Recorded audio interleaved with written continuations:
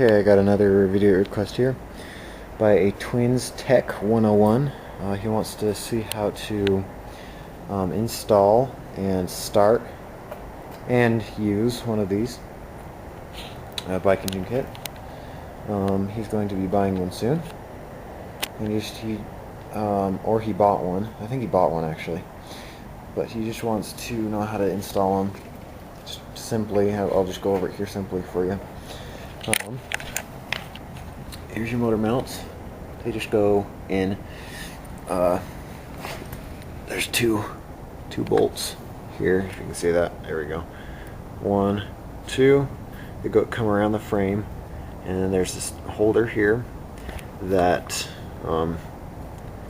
you clamp it down, or you don't clamp it down. You screw these bolts down until it gets tight. You do the same to the back. Sometimes they don't want to fit around the frame. My frame's almost maximum.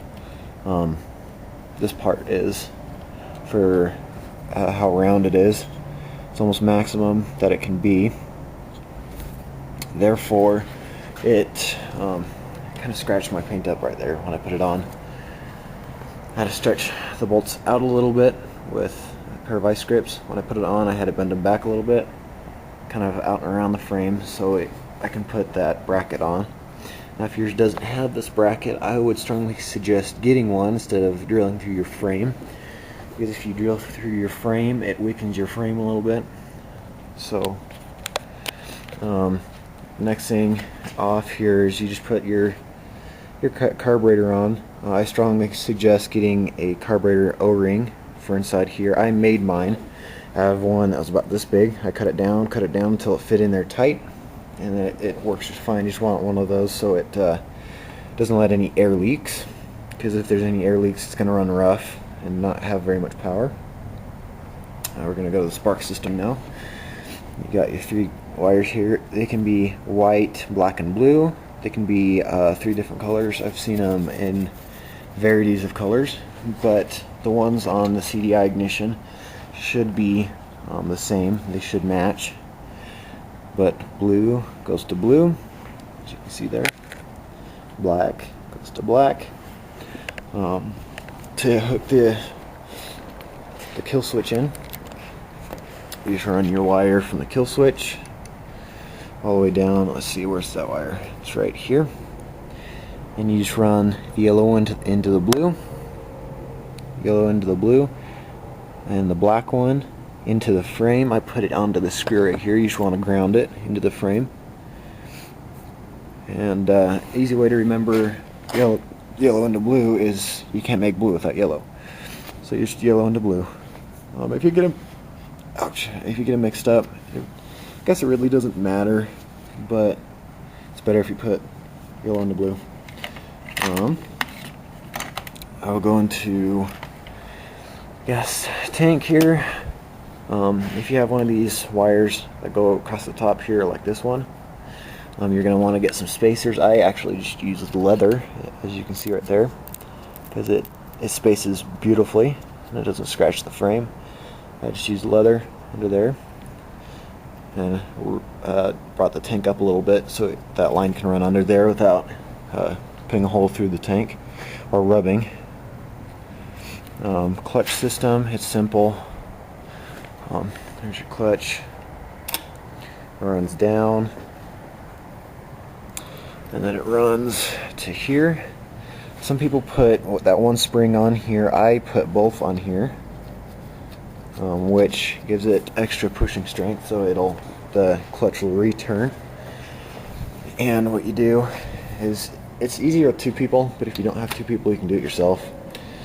But you want to pull the line taut through here while pushing this in just a smidge till it stops before it pushes in all the way. So you push it in until it stops. You push it in until it's a little snug. You pull this out while pushing this brass part in, and then you crimp this screw down as hard as you can, and that usually sets your clutch. Now your chain system.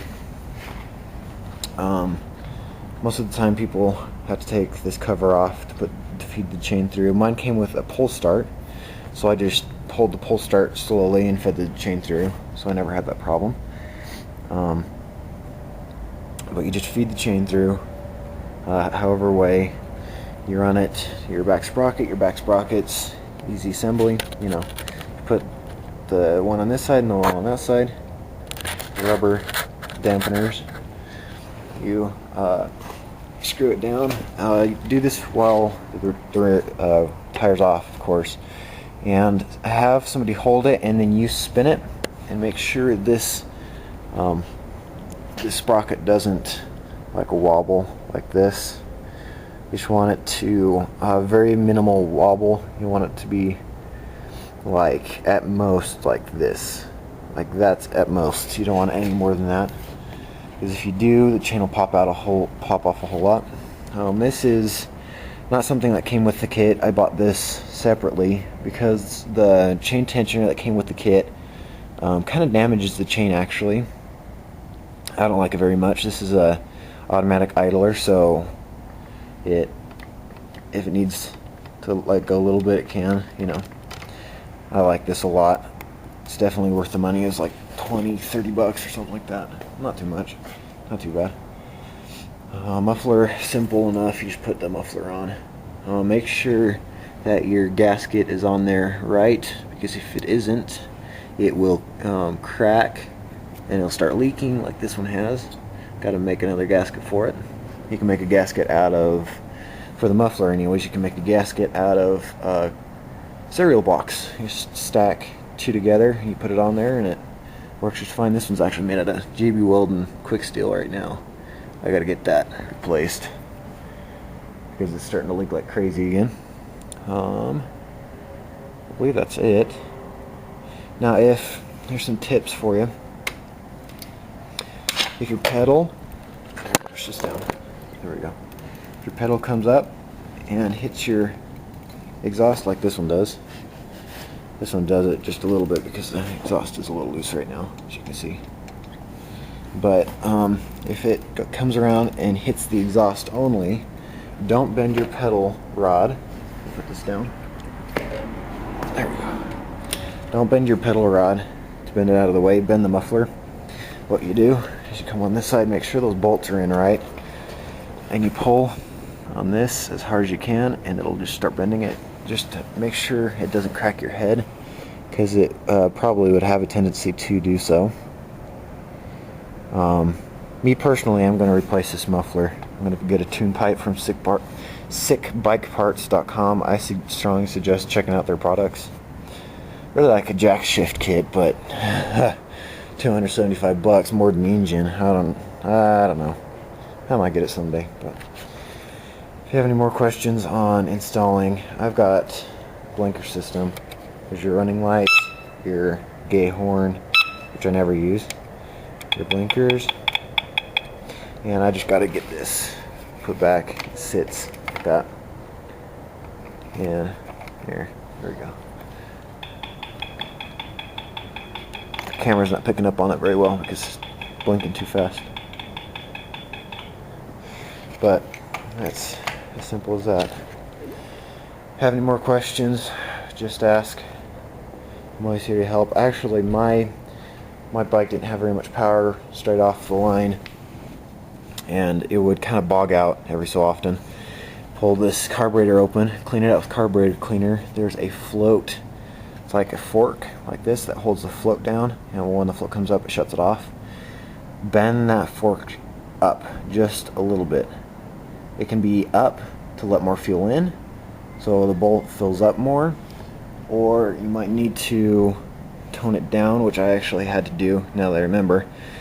It was too full and it would leak over the sides because this gasket's a piece of junk. So yeah, I had to bend it down a little bit to stop it from leaking so much. But other than that, that's how everything works. I strongly suggest replacing this filter. I've got a filter on order. It's a back order right now, so it's not going to come for a long time. But I strongly suggest getting a different filter, because this filter is very porous. It does not filter out very many things. And replace your spark plug, the spark plugs that come with them, are junk. And after I replaced the spark plug with this one, it's an NGK dirt bike racing spark plug. After I replaced it with this, I've got more power now.